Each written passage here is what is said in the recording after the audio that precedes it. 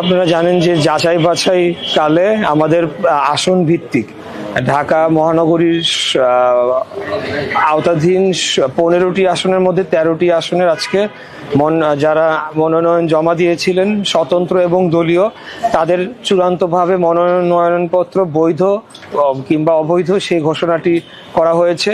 তো সেইখানে ঢাকা 6 আসন থেকে ধানের শীষ মার্কা নিয়ে আমার মনোনয়নপত্রটি বৈধ ঘোষণা করা হয়েছে, আলহামদুলিল্লাহ।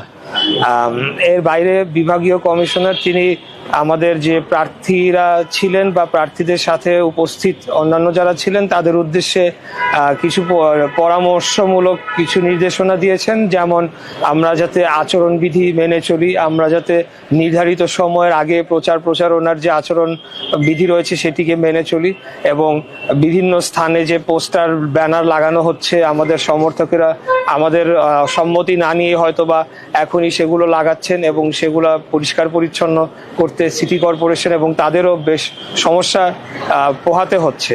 তো এই বিষয়গুলো নিয়ে আমাদেরকে একটু সচেতন করলেন।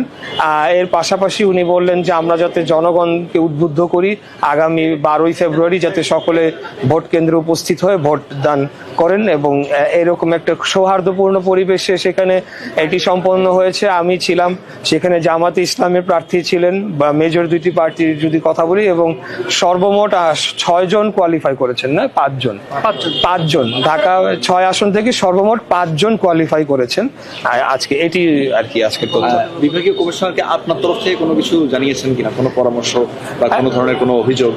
আমরা বিভাগীয় কমিশনার এবং নির্বাচন কমিশনের আমাদের যে ঢাকা 6-এর সংশ্লিষ্ট অফিসের মাধ্যমে বরাবরই জানিয়ে আসছি আমরা যে কোনো ধরনের সহযোগিতা করতে প্রস্তুত রয়েছি। যেহেতু বিএনপি একটি বড় দল, আমাদের সংগঠন রয়েছে, আমরা একটি শান্তিপূর্ণ এবং গণতান্ত্রিক এবং সকলেই যাতে ভোট কেন্দ্রে উপস্থিত হয়ে যার যার পছন্দসই মার্কায় তারা ভোট দিতে পারেন অথবা প্রার্থীদেরকে ভোট দিতে পারেন, সেটি নিশ্চিত করার জন্য আমরা সকল কিছু করার জন্য প্রস্তুত রয়েছি।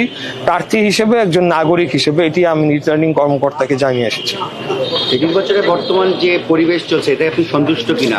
আমি যথেষ্ট সন্তুষ্ট বর্তমান পরিবেশে, কারণ আপনারা জানেন যে বিগত আওয়ামী আমলের নির্বাচনের সময় আমরা দেখেছি প্রশাসনের কিরকম দলীয়করণ না মানে দলীয় আচরণ, এবং এখন আমরা দেখছি তাদের একটা নিউট্রাল আচরণ, সকল প্রার্থীর প্রতি তারা সমান আচরণ করছেন।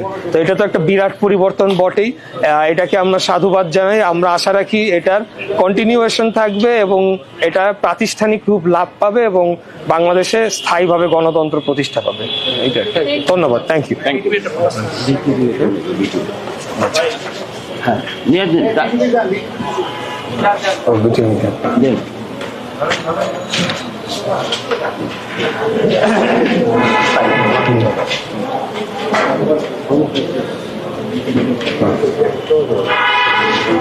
ভাই একটু আবার আমরা যেহেতু দেরি করে এসেছি, বিভাগীয় কমিশনার এসেছেন, দেখা যাচ্ছেন, পুরো প্রক্রিয়াটা একটু যদি আবার ছোট করে বলতেন।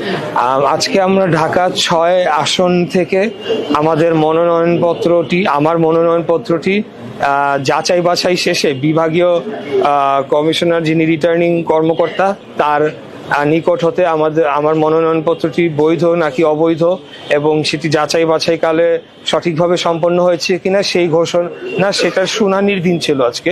অফিসিয়াল টার্মে যদি বলি ওনাদের ভাষায় শুনানির দিন।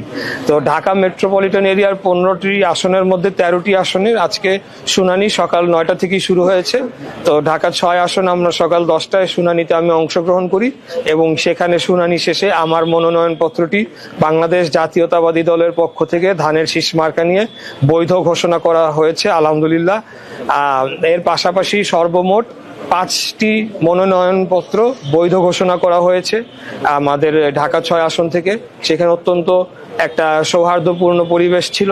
এখানে জামাতে ইসলামের প্রার্থী তিনিও ছিলেন এবং আরো অন্যান্য প্রার্থীরা যারা ছিলেন তারাও ছিলেন, এই আর কি।